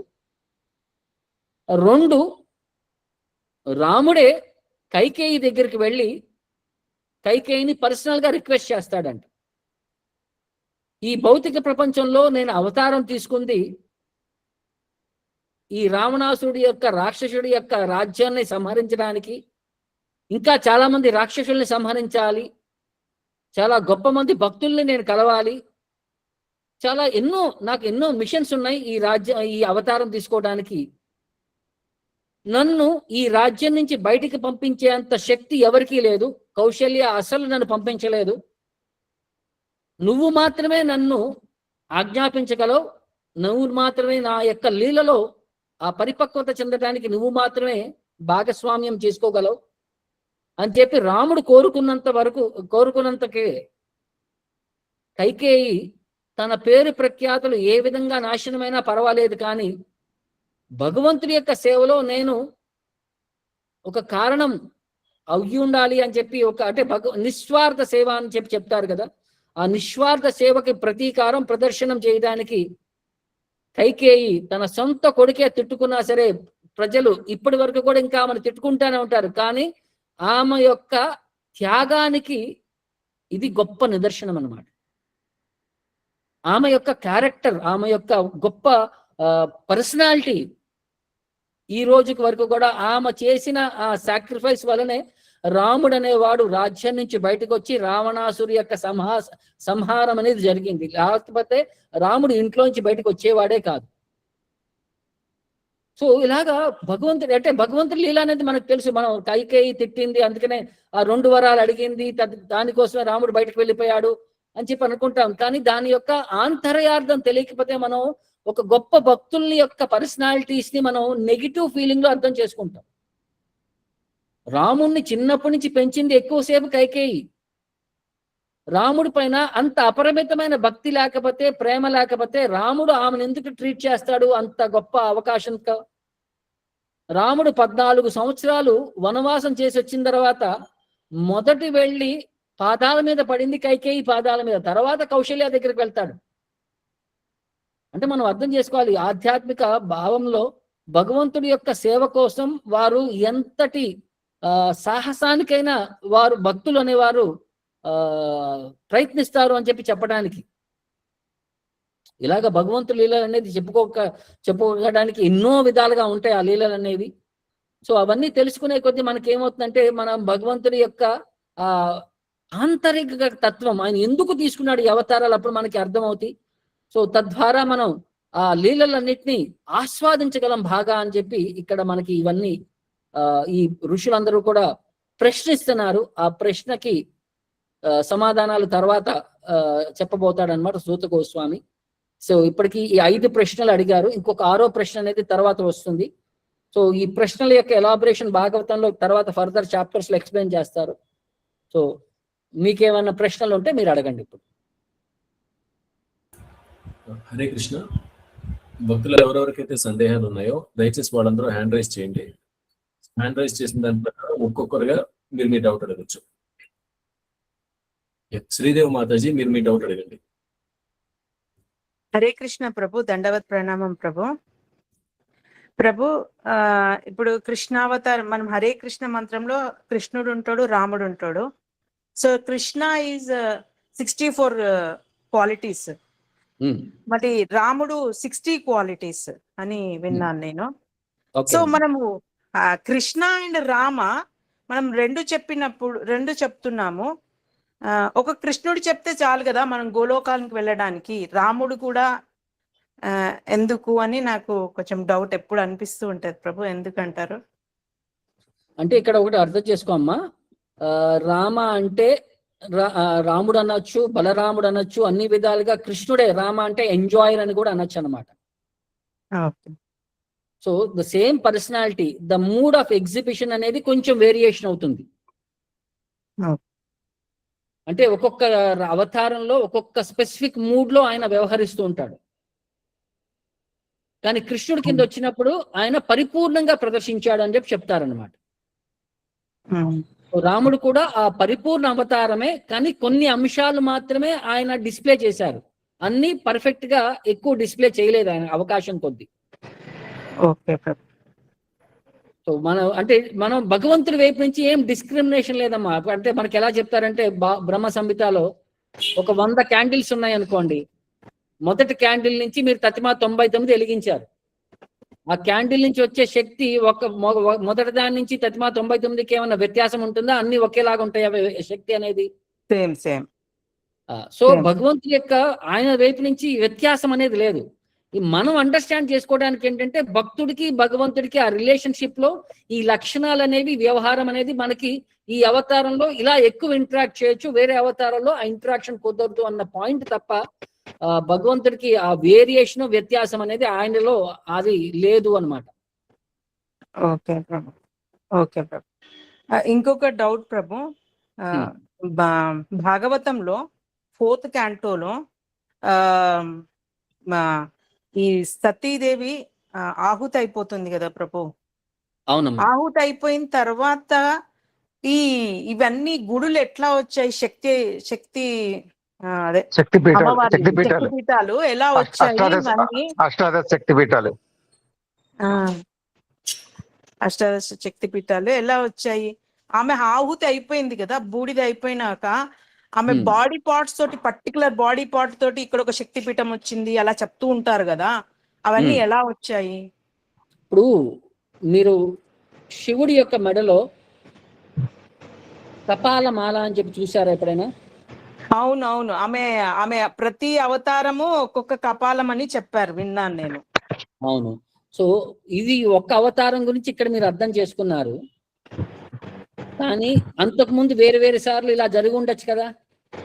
అవ్వచ్చు, కానీ అప్పటి ఇంకా ఇలా కంటిన్యూ అవుతున్నాయా అని నాకు పెద్ద డౌట్ ప్రభు. అది అంటే మనకు భాగవతంలో ఒక రిఫరెన్స్ వచ్చిందమ్మా, తర్వాత మళ్ళీ జరిగి ఉండొచ్చు కదా ఎప్పుడైనా సరే. ఓకే ప్రభు. సో ఒకసారి ఆమె చనిపోయిన తర్వాత ఆ శరీరం తీసుకొని ఆయన డాన్స్ చేస్తున్నాడు శివుడు. సో డాన్స్ చేస్తున్నప్పుడు వివిధ అంగాలు వేరు వేరు ప్రదేశాల్లో పడినప్పుడు ఆ అంగానికి తగ్గట్టుగా అక్కడ శక్తి పీఠాలు అనేవి నెలకొన్నవి అన్నట్టు ఒక ఎక్స్ప్లెనేషన్ అనేది ఉంది. ప్రకారం ఆమె భస్మం అయిపోయిందని చెప్తారు. వేరే పురాణాల్లో అది వేరే రిఫరెన్స్ తో వస్తుంది అనమాట. అది ఆ పురాణాల్లో అక్కడ డిస్క్రిప్షన్ ప్రకారం అక్కడ ఆమె యొక్క అంగం ఇక్కడెక్కడ పడింది, ఇక్కడెక్కడగా వాటి యొక్క స్పెసిఫిక్ టెంపుల్స్ ఉద్భవించింది అని చెప్పి అక్కడ చెప్తారు. అంటే మనకి భాగవతానికి వేరే మహాభారతానికి ఇలా అన్నిటికీ చాలా తేడా ఉంటుంది. మీకు భాగవతంలో ఏమంటుంది, మొదటి స్కందం 15వ అధ్యాయంలో పాండవులు ఈ స్వయం శరీరంతో ఆధ్యాత్మిక ప్రపంచానికి వెళ్ళిపోయారు అని చెప్పి చెప్తారు. మహాభారతం ఏమంటుంది, ఈ వాళ్ళు స్వర్గలోకానికి వెళ్ళి అక్కడి నుంచి వైకుంఠానికి వెళ్ళారని చెప్తారు. ఇప్పుడు మరి ఏది కరెక్ట్? అవును ప్రభు, అది కూడా అర్థం కాదు, కొన్ని అర్థం కావు. సో భాగవతం వచ్చేసరికి ప్యూర్ డివోషనల్ పర్స్పెక్టివ్ లో డైరెక్ట్ గా వారు ఆధ్యాత్మిక ప్రపంచానికి వెళ్ళిపోయారు అని చెప్తుంది అనమాట. అంటే మీరు వెళ్ళే దారిలో ఇప్పుడు ఇక్కడ నుంచి మీరు విజయవాడ వెళ్ళాలి, వెళ్ళే దారిలో మీకు ఆకలేస్తే ఏం చేస్తారు? మధ్యలో ఎక్కడైనా దిగి 2 నిమిషాలు అక్కడ ఏదైనా ఉంటే తినేసి వెళ్ళిపోతారా లేదా? అవును. సో మీరు ఆగింది లెక్క, లేకపోతే మీరు విజయవాడ చేరుకుంది లెక్క? Destination main. సో ఆ విధంగా చూసుకుంటే స్వర్గలోకంలో ఒక సెకండ్ ముఖం చూపించి వెళ్ళిపోయారు అన్నట్టు పాయింట్ అనమాట అక్కడ వెళ్ళే దారిలో. దీనికి ఇంకొక ఉదాహరణ కూడా ఉంటుంది, మళ్ళీ అలాగే డిస్టింక్షన్ తేడా వస్తుంది మనకి. పరీక్షిత్ మహారాజుని తక్షకుడు వచ్చి కాటేసినప్పుడు ఆయన శరీరం కూడా భస్మం అయిపోయి ఆయన ఆధ్యాత్మిక ప్రపంచానికి వెళ్ళిపోయాడు అని చెప్పి చెప్తారు. పరీక్షిత్ మహారాజు వెయిట్ చేస్తున్నాడు, తక్షకుడు ఎప్పుడు వస్తాడు అని చెప్పి ఆ 7వ రోజు సమయానికి చివరికి. మహాభారతం ఏం చెప్తుంది, పరీక్షిత్ మహారాజు వెళ్ళి దాక్కున్నాడు ఒంటి స్తంభం మేడలో అని చెప్పి చెప్తారు. ఒంటి స్తంభం మేడలో ఉంటే ఆయన తినటానికి ఒక పండు వస్తే పండులో ఒక పురుగు కింద బయటకు వచ్చి తక్షకుడు అక్కడ చంపాడు అన్నట్టు చెప్తారు. సో భాగవతంలో ఎక్కడా కూడా ఈ కాంప్రమైజ్ అనేది అవ్వదు, భక్తికి ప్యూర్ డివోషనల్ ఎలిమెంట్ మాత్రమే ప్రదర్శిస్తుంది. ఒక్కొక్కసారి ఈ కాంట్రడిక్షన్స్ అనేవి మనకి ఆ ఎక్స్పీరియన్స్ అనేవి మనకి, అందుకనే వ్యాసదేవుడే రాసింది అక్కడ, వ్యాసదేవుడే రాసింది ఇక్కడ. మహాభారతం రాసింది ఆయనే, భాగవతం రాసింది ఆయనే. ఈ అపరెంట్ కాంట్రడిక్షన్స్ అనేవి ఏంటంటే, మహాభారతం వచ్చేసరికి కర్మ సిద్ధాంతాన్ని ప్రజెంట్ చేస్తుంది అన్నమాట. మీరు ఇలాంటి తప్పులు చేస్తే మీకు ఇలాంటి కర్మలు వస్తాయి కాబట్టి ఆ తప్పులు చేయొద్దు అని చెప్పి జనాల్ని తప్పులు చేయకుండా వాళ్ళని ఒక ఆధ్యాత్మిక అంటే ఒక క్రమశిక్షణ జీవనం కోసం వ్యవహరించడానికి మహాభారతం ఎక్స్ప్లెయిన్ చేస్తుంది. భాగవతం వచ్చేసరికి శుద్ధ భక్తి, ఇక ఇంకా వేరే ఏ కాంప్రమైజ్ లేకుండా ప్యూర్ డివోషనల్ పాయింట్స్ పైన మాత్రమే ఫోకస్ చేస్తుంది. ఇది వ్యత్యాసం మనం అక్కడ అర్థం చేసుకున్నాం. హరే కృష్ణ. గాయత్రి మాతాజీ, మీరు మీ సందేహాన్ని అడగండి. హరే కృష్ణ ప్రభు, దండవత్ ప్రణాం ప్రభు. ప్రభు ఒక 3 క్వశ్చన్స్ ఉన్నాయి ప్రభు. చాలా బాగుంది ప్రభు క్లాస్ ఇవాళ. మీరు ఫస్ట్ కృష్ణ కథ చెప్పారు కదా ప్రభు, నాకు చందమామ కావాలి అని వాళ్ళ తల్లి యశోద మాతని అడుగుతారు అనేసి అని. అక్కడ సంపూర్ణ శరణాగతి అనేది అర్థం అవుతుంది మనకి అని అన్నారు కదా ప్రభు. అంటే భగవంతుడే ఇంకొకరిని ఆయన సృష్టించిన వాటినే అడగడం అన్న ప్రభు. అక్కడ మనం ఏమి తీసుకోవాలి ప్రభు అక్కడ ఆ లీల నుంచి? అంటే భగవంతుడి యొక్క ఈ వ్యవహారంలో యశోదామాతకి ఆయన ఎలా పాసిఫై చేయగలవు? అక్కడ చంద్రుడు కావాలని అంటున్నాడు, దాని చంద్రుడిని తీసుకురాలేదు ఆమె. సో ఆ సిచ్యువేషన్ లో ఇక భగవంతుడు శరణ్ తీసుకుంది. ఎందుకంటే చిన్నపిల్లలు మారాన్ చేస్తే వారిని కంట్రోల్ చేయడం చాలా కష్టం అన్నమాట. కృష్ణుడు కూడా ఎందుకంటే అంత గారాభంగా పెంచుకున్నారు కాబట్టి కృష్ణుడు కనుక కొంచెం డిమాండ్ చేస్తే అది కావాలి అని చెప్పి మంకు పట్టుబట్టాడు అంటారు. సో డెస్పరేట్ సిచ్యువేషన్ లో భగవంతుడి యొక్క సేవ అయినా సరే ఆమెకు ఆ భావంలో లేదు. కొడుకు అన్న భావం మాత్రమే ఉంది, అక్కడ భగవంతుడు అన్న భావం లేదు. మనం ఎప్పుడైనా అబ్సల్యూట్ సిచ్యువేషన్ ఉంది, మనకి ఇంకా ఏ దారి లేదన్నప్పుడు భగవంతుడి పైన కంప్లీట్ శరణు తీసుకుంటే ఆయన మనకి ఆ ఆలోచన విధానాన్ని ఇచ్చి మనల్ని దాని నుంచి ఎలా బయటికి రావాలి అని చెప్పి ఒక ఉపశమనాన్ని ప్రదర్శిస్తాడు అని చెప్పి ఒక ఇక్కడ మనం అర్థం చేసుకోవాలన్నమాట. అర్థమైంది ప్రభు. థ్యాంక్ యూ అయినప్పుడు భగవంతుడే దారి. ఓకే ఓకే, అర్థమైంది ప్రభు. ప్రభు ఇంకొక క్వశ్చన్ ప్రభు. ఇప్పుడు బ్రహ్మ యొక్క ఒక కల్పం అయింది అనుకోండి ప్రభు, ఒక పగలు రాత్రి అయ్యాక ఆవిడ మళ్ళీ నెక్స్ట్ రోజు నెక్స్ట్ కల్పం మొదలయ్యేటప్పుడు ఈ 3 పైన ఉన్న ఆ బ్రహ్మలోకం సత్యలోకం అవి మాత్రం ఉంటాయి కదా ప్రభు. ఇంకా మిగిలిన లోకాలన్నీ కూడా ప్రళయంలో జల ప్రళయంలో ఉండిపోతాయి. అప్పుడు జీవులు అందరూ అంటే బ్రహ్మ మళ్ళా ప్లాన్ చేస్తాడా ప్రభు కల్పం మొదలైనప్పుడు? అంటే డే మొదలైనప్పుడు వీళ్ళందరూ కూడా నిద్రావస్థ స్థితిలో ఉంటారమ్మా. బ్రహ్మదేవుడు పడుకుంటాడు. ఈ పైన 3 ప్లానటరీ సిస్టమ్స్ మహర్, జన, తప వాళ్ళు కూడా నిద్రావస్థ స్థితిలో ఉంటారు. తతిమా లోకం అంటే అక్కడి నుంచి అంటే స్వర్గలోకం నుంచి వచ్చే తతిమా 10 ప్లానటరీ సిస్టమ్స్ అన్ని కూడా నీళ్లలో మునిగిపోయి ఉంటాయి. వాటిలో ఉంటే జీవులందరూ కూడా గర్భోదక్షాయి విష్ణు యొక్క కడుపులోకి వెళ్ళిపోతారు. మళ్ళీ సృష్టి స్టార్ట్ అయినప్పుడు బ్రహ్మ మళ్ళీ ఫస్ట్ గా మళ్ళీ క్రియేషన్ స్టార్ట్ చేసినప్పుడు మళ్ళీ నిద్రలో నుంచి లేవంగానే సడన్ గా మీ ఇంటెలిజెన్స్ షార్ప్ గా పనిచేస్తుందా, లేకపోతే కొంచెం టైం పడుతుందా మీకు యాక్టివ్ అవడానికి?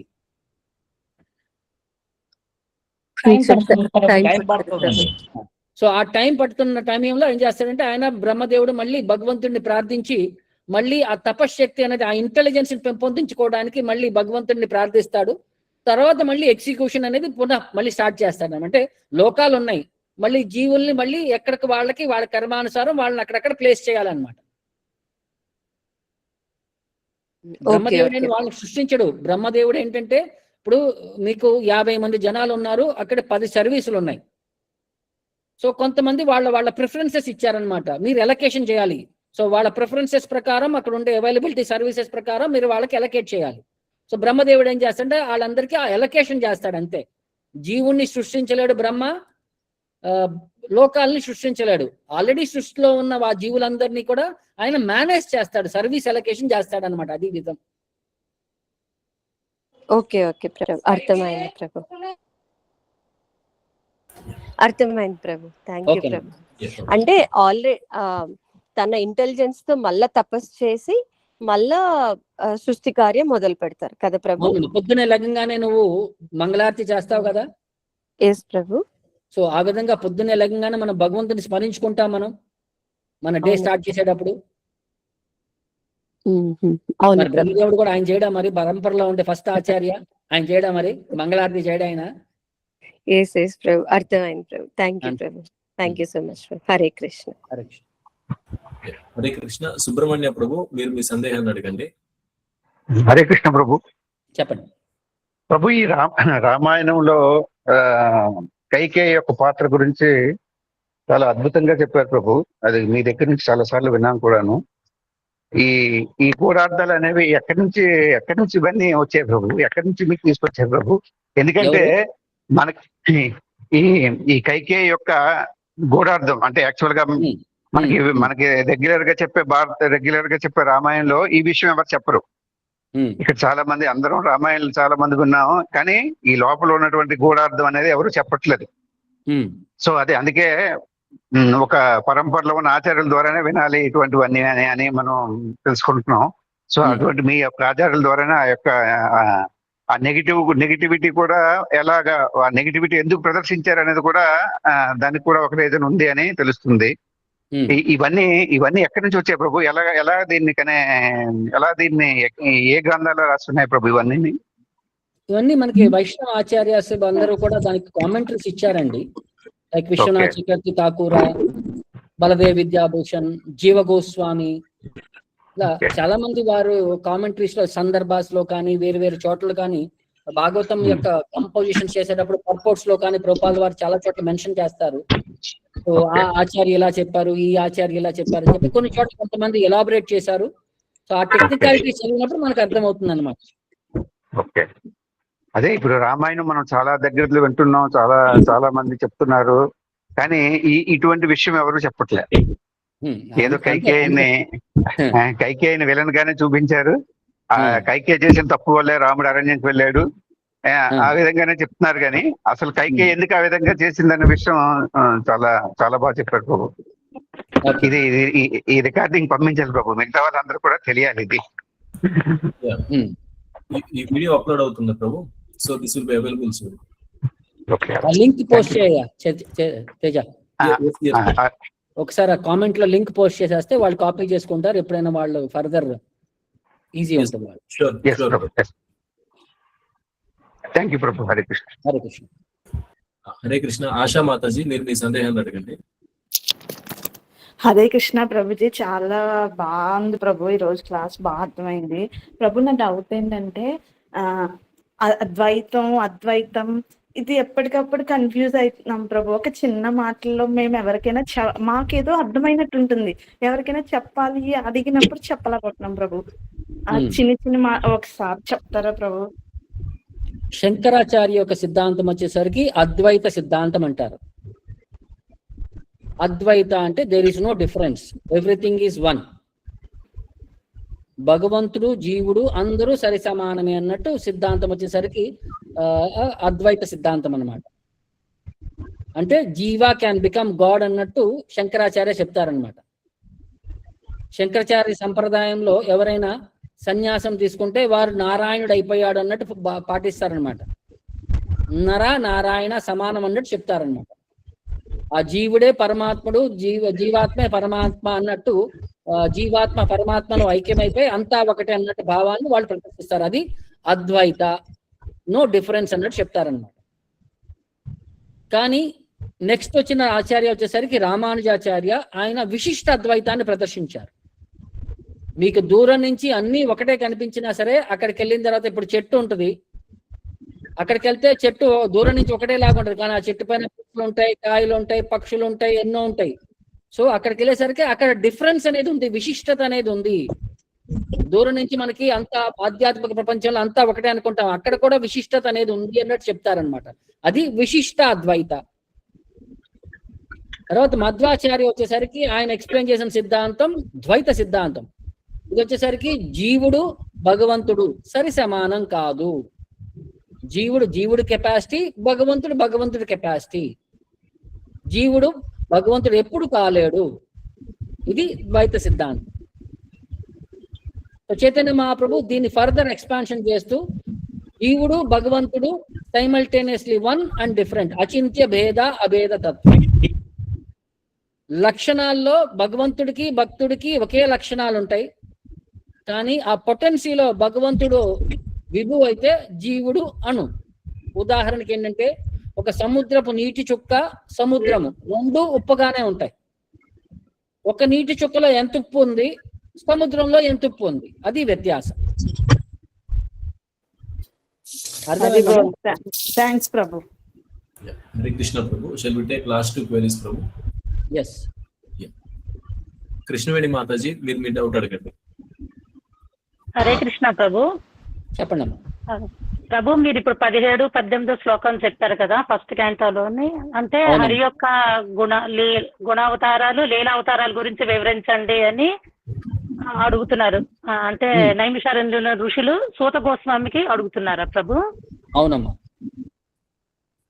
అంటే ప్రభు, ఈ భాగవతం డిస్కషన్ అనేది నేను రకరకాలుగా వింటున్నాను. అంటే ఫస్ట్ క్యాంటో చదివేటప్పుడు ఏంటంటే, ఈ నైమిషారణ్యుల ఋషులందరూ సూత గోస్వామికి క్వశ్చన్స్ అడుగుతున్నారు, భాగవతం డిస్కషన్ ఈ విధంగా జరుగుతోంది అని ఫస్ట్ క్యాంటోలో వింటున్నాను. సెకండ్ క్యాంటో వచ్చేసరికి విదురుడు, ఉద్ధవుడు వాళ్ళు భాగవతం గురించి మాట్లాడుకుంటున్నారు అని సెకండ్ క్యాంటోలో. థర్డ్, ఫోర్త్ క్యాంటోలో వచ్చేసరికి విదురుడు, మైత్రేయుని భాగవతాన్ని చర్చించుకుంటున్నారు అనేసి ఇంకా 6-7 క్యాంటాల్లోకి వెళ్ళేసరికి ఇంకా యుధిష్ఠిరుడు నారదముని యుధిష్ఠిరుడు చెప్తున్నారని ఇలా రకరకాలుగా వస్తోంది ప్రభు. ఇంకా ఓవరాల్ గా ఇంకా చూస్తే సుఖదేవ గోస్వామి పరీక్షిత్ మహారాజుకి 7 రాత్రులు 7 పగలు గంగా నది తీరంలో ఈ భాగవతాన్ని వివరించారు అనేసి ఇలా రకరకాలుగా వింటున్నాను. అది కొంచెం నేను కన్ఫ్యూజ్ అయ్యాను ప్రభు. ఏం కన్ఫ్యూజన్ ఏ లేదమ్మా. లాస్ట్ జరిగిన డిస్కషన్ వచ్చేసరికి సూత గోస్వామి నైమిషారణ్యం యొక్క ఋషులు. భాగవతం అనేది ఎప్పటి నుంచే ఉంది, సృష్టి మొదలైనప్పటి నుంచి ఉంది భాగవతం అనేది. సో బ్రహ్మదేవుడికి 2వ స్కందంలో చెప్పింది భగవంతుడు 4 శ్లోకాల్లో భాగవతాన్ని వర్ణించాడు. 4 శ్లోకాల్లో ఎంటైర్ భాగవతం వచ్చేసింది. కానీ అది బ్రహ్మదేవుడికి ఆ 4 శ్లోకాల్లో అర్థమైపోయింది. ఆ 4 శ్లోకాల్లో 4 తత్వాలు భగవంతుడు చెప్పాడనమాట. మొదటి శ్లోకంలో భగవంతుడి తత్వం, 2వ శ్లోకంలో మాయాతత్వం, 3వ శ్లోకంలో జీవుడి తత్వం, 4వ శ్లోకంలో భక్తి తత్వం. ఈ 4 శ్లోకాల్లో భగవంతుడి యొక్క కంప్లీట్ నాలెడ్జ్ అనేది బ్రహ్మదేవుడికి ప్రదర్శించాడు. తర్వాత బ్రహ్మదేవుడు నారదమునికి అదే ఎక్స్ప్లెయిన్ చేస్తూ ఏం చెప్తాడంటే త్వమేతత్ విపులీకురు, దీన్ని ఫర్దర్ గా ఎలాబొరేట్ చేయి. ఇప్పుడు బ్రహ్మదేవుడి యొక్క ఇంటెలిజెన్స్ కెపాసిటీలో హత్మా వాళ్ళందరూ కూడా తక్కువ వారే, ఆయనతో సరి సమానమైన వాళ్ళు లేరు. సో ఆయన సమానంగా ఆ 4 శ్లోకాలు అలాగే ఈజీగా అర్థం చేసుకోగలరా అంటే అందరికీ అర్థం కాదు. సో దానికోసం చెప్పి జనంలో ఆలోచన శక్తి తక్కువయ్యే కొద్ది, ఇంటెలిజెన్స్ కెపాసిటీ తక్కువయ్యే కొద్ది ఆ శ్లోకాలు పెరుగుకుంటూ వచ్చినాయి అన్నమాట. ఆ 4 శ్లోకాలు ఏమైనాయో ఇవాళ 18,000 శ్లోకాలు అయినాయి. ఎందుకంటే చాలా మంది భక్తులు దాన్ని డిస్కస్ చేసి దాన్ని నెంబర్లు పెంచుకుంటూ వెళ్ళారు. సో ఆ విధంగా మీరు చూస్తున్నది ఏంటంటే ఈ భాగవతం డిస్కషన్ అనేది వివిధ మంది భక్తుల యొక్క మధ్య జరుగుతూ వస్తూ ఉంది. అందుకనే ఆ నెంబర్ అనేది అంత నెంబర్ అనేది అంత 4 నుంచి 18,000 వరకు అలా పెరిగింది అని చెప్పి అది మనం అర్థం చేసుకోవాలి. ఇక్కడ కన్ఫ్యూషన్ ఏం లేదు. ఇవన్నీ భాగవతం డిస్కషన్ లో వేరియస్ టైమ్స్ లో వేరియస్ పర్సనాలిటీస్ డిస్కస్ చేసినవన్నీ కూడా ఫైనల్ గా ఒక చోట సంగ్రహించుకొని సూత గోస్వామి నైమిషారణ్య ఋషుల యొక్క ఫైనల్ కంక్లూజన్ లో ఈ 18,000 శ్లోకాలు మనం కంప్లీట్ గా అర్థం చేసుకుంటున్నాం మనం.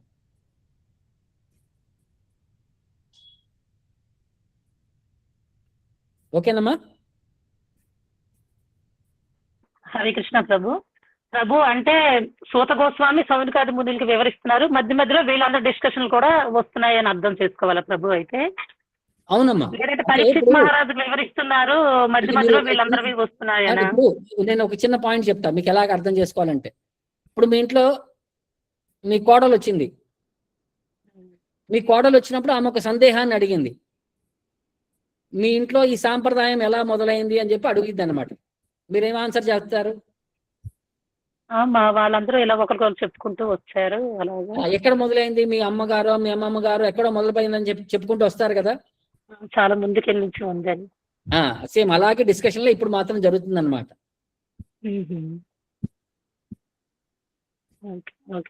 ఓకే, హరే కృష్ణ. ప్రభు ఇప్పుడు మీరు చతుశ్లోకి భాగవతం అన్నారు, అలాగే చతుశ్లోకి భగవద్గీత అనేది కూడా మనము వింటాము.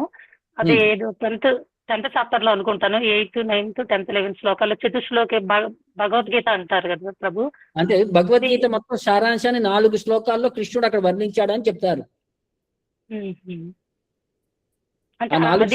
చేసుకుంటే భగవద్గీత యొక్క కంప్లీట్ నాలెడ్జ్ అనేది 4 శ్లోకాల్లో ఇమిడి ఉన్నాయి అన్నట్టు అది ఆన్సర్ అనమాట. సో ఆ 4 శ్లోకాల్లో భగవద్గీత మొత్తం ఇమిడి ఉంది, ఈ 4 శ్లోకాల్లో భాగవతం మొత్తం ఇమిడి ఉంది అని తెలుసుకోవాలి ప్రభు. అవునమ్మా. సో దీన్ని ఆచార్యులు ఆ విధంగా చెప్పారా ప్రభు? చతుశ్లోకి భాగవతం, చతుశ్లోకి భగవద్గీత అనేది అంటే ఎసెన్స్ అనేది 4 శ్లోకాల్లో ఇమ్మడి ఉందని చెప్పి తర్వాత ఆచార్యస్ గ్లోరిఫై చేస్తారు. భాగవతంలో అయితే డైరెక్ట్ గా బ్రహ్మదేవుడికి కృష్ణుడే చెప్తాడు ది ఎసెన్స్ ఇన్ 4 శ్లోకాస్ అని చెప్పి ఆయన ఎక్స్ప్లెయిన్ చేస్తాడు అక్కడ స్వయంగా కృష్ణుడే బ్రహ్మదేవుడికి. ఆ పర్పోర్ట్ లో ప్రభుపాద వారు ఎక్స్ప్లెయిన్ చేస్తారనమాట. 2.9.33, 34, 35, 36 ఆ 4 వర్సెస్. సో చతుశ్లోకి భగవద్గీత అనేది మన ఆచార్యులు చెప్పారు మొత్తం ఎసెన్స్ అదే ఎంటైర్ భగవద్గీత సారాంశం అనేది ఈ 4 శ్లోకాల్లో ఇమ్మడి ఉందని చెప్పి తర్వాత ప్రభుపాద్ వారు చాలా చోట్ల కూడా దాన్ని అలా ఎక్స్ప్లెయిన్ చేశారనమాట. Okay, thank you. Hare Krishna. Last query Pushkarni Mataji ప్రశ్న అడగండి. సో మిగిలిన భక్తులు ఎవరైతే ఉన్నారో వాళ్ళు నెక్స్ట్ క్లాస్ లో ప్రభుని అడగవచ్చు. Pushkarni Mataji you can please continue. Hare Krishna. Thank you Prabhu. Hare Krishna Prabhu. ధన్యవాదాలు ప్రభు. నాకు 2 క్వశ్చన్స్ ఉన్నాయి ప్రభు. ఈ రోజు చెప్పిన క్లాస్ నుంచి సో మనకి దక్షిణ భారతదేశంలో వాల్మీకి రామాయణం అనేది అథెంటిక్ అంటారు కదా ప్రభు. సో ఇప్పుడు వాల్మీకి మహర్షి కూడా ఆయన కూడా ఎన్నో వేల సంవత్సరాలు తపస్సు చేసి రామాయణం రాశారు. మరి ఆయన కూడా ఒక భక్తుడిగానే కదా ప్రభు రాసుంటారు. మరి ఈ వేలో ఎందుకు అని మనకి ఎక్స్ప్లెనేషన్ ఇవ్వలేదు అనేది క్వశ్చన్ ప్రభు. అంటే కైకేయి మాత గురించి, అంటే ఆమె యొక్క నిస్వార్థమైన శరణాగతి భావన గురించి ఎందుకని ఎక్స్ప్లెనేషన్ ఇవ్వలేదు అనేది ఒక డౌట్ ప్రభు. మీకు ఒకటి ఉదాహరణ ఏంటంటే,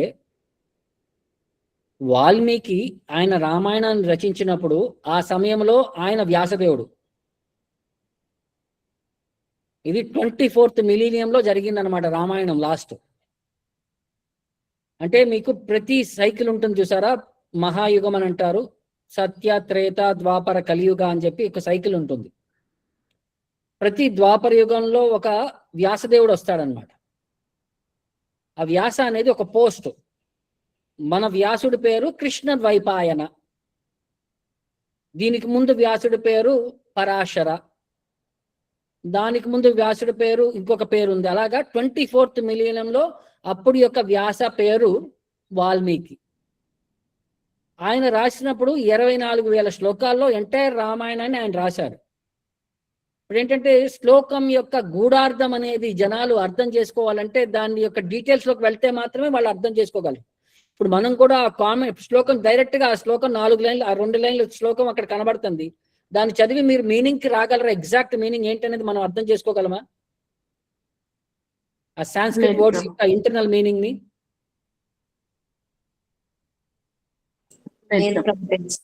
కొంచెం కష్టమే కదా. ఆచార్యులు కావాలి. అందుకే రామాయణంలో కూడా అది ఆయన ప్రదర్శించాడు ఆ భావాన్ని. కానీ జనాలు పికప్ చేసుకోవడానికి ఏంటంటే అది వాళ్ళు ఆ ట్రాన్స్లేషన్స్, ఆ పర్స్పెక్టివ్, ఆ నెరేషన్ అంతా కూడా డైవర్ట్ అయిపోయి వాళ్ళు కంక్లూడ్ చేయలేకపోయారు. అది ఈ సిద్ధాంతం. అంతకుముందు అంటే ప్యూర్ భక్తి అనేది ప్రభుపాద పరంపరలో, చైతన్య మహాప్రభు పరంపరలో మాత్రమే ఆ ప్యూర్ ఎక్విసిట్ భక్తి గురించి మాత్రమే మాట్లాడారు. చాలా చోట్ల అంతా కూడా అంత డీటెయిల్డ్ పర్స్పెక్టివ్ లో ఎవరు కూడా శుద్ధ భక్తి గురించి అంత ప్రాముఖ్యత ఇవ్వలేదు. ఆచార్యస్ కరెక్ట్ ఆ మూడ్ లో ఉన్నారు, కానీ జనాలు ఆ ప్లాట్ఫామ్ లో లేకపోయేసరికి వారు ఆ పాయింట్లని అంత ఎంఫసైజ్ చేయలేదు అని చెప్పి మనకి కూడా ప్రభుపాద వారు డిఫైన్ చేస్తారనమాట.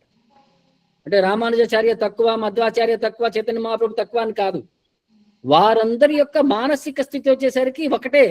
చైతన్య మహాప్రభు కానీ, రామానుజాచార్య కానీ, మధ్వాచార్య కానీ, శంకరాచార్య కానీ జనాలు ఆ ప్లాట్ఫామ్ లో లేకపోయేసరికి వారు తగ్గించుకొని కొంచెం పాయింట్లు మాత్రమే చెప్పగలిగారు. అది అక్కడ మనం అర్థం చేసుకోవాల్సిన విషయం.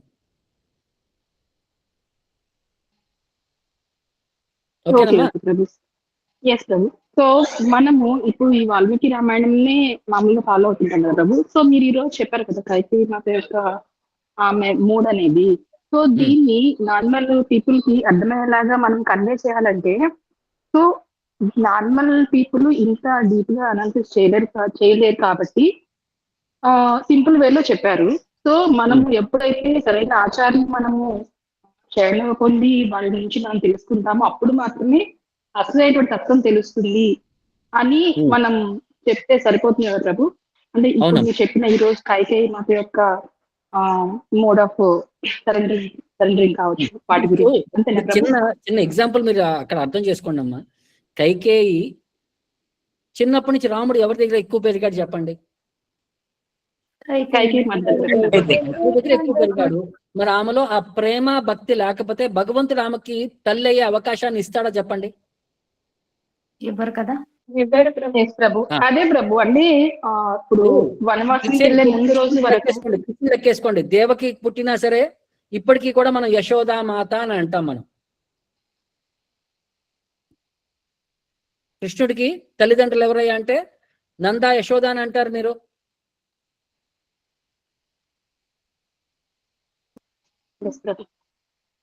ఎందుకంటే యశోదామాత యొక్క ప్రేమ భక్తి దేవకి కంటే అడ్వాన్స్డ్ పొజిషన్ లో ఉన్నాయి. అందుకని చెప్పి ఆమె ప్రేమకి భగవంతుడు భక్తికి దాసోహం అవుతాడు అన్నట్టు ఆమె కోసం, ఆమె ప్రేమ కోసం, నందా యశోద ప్రేమ కోసం దేవకి దగ్గర నుంచి ఇటు వచ్చాడని చెప్పి మనకి భాగవతంలో చాలా చోట్ల డిస్క్రిప్షన్ ఉంటుంది. అలాగే ఇక్కడ కైకేయి యొక్క ప్రేమకి భగవంతుడు కూడా ఆమె కొడుకు కింద వచ్చాడు. ఎందుకంటే ఆమె నిస్వార్థ సేవలో ఆమె పరాకాష్ఠ స్టేజ్ లో ఉంది. అక్కడ ఆమె డెఫినేషన్ ఆఫ్ భక్తి towards the lord.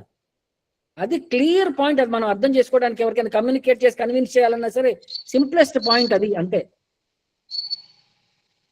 హరిపోల్ Prabhu, thank you so much Prabhu. Actual గా ముందు రోజు అంటే ఆమె కోరికలు అడుగుతారు కదా ప్రభు దశరథ మహారాజ్ని. ఆ ముందు రోజు వరకు కూడా రాముడు అంటే ఎంతో ఇష్టము అని చెప్తారు అనమాట. కేవలం ఆమెకు ఒక రజోగుణ ప్రభావం ఉంది, దాని వల్లనే ఆమె విధంగా ప్రవర్తించింది ఆ ఒక్క రోజు అన్నట్టుగా చెప్తారు. కానీ బ్యాక్గ్రౌండ్ లో అసలు ఆమె బిహైండ్, ఆమె యొక్క శరణాగతి కావచ్చు, నిస్వార్థ సేవ కావచ్చు, ఇంత గొప్పగా ఉందని చెప్పి ఈ రోజు తెలుసుకున్నా Prabhu. Thank you so much Prabhu. Hare Krishna. Hare Krishna. Hare Krishna Prabhu. Thank you very much Prabhu. Thank you for enlightening us. Can we close the session Prabhu? Yes. Okay Prabhu. Hare Krishna Prabhu.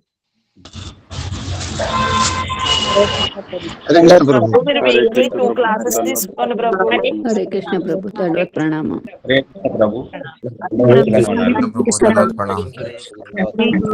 Hare Krishna classes ఎక్కువ తీసుకోండి ప్రభు. హరే కృష్ణ ప్రభు.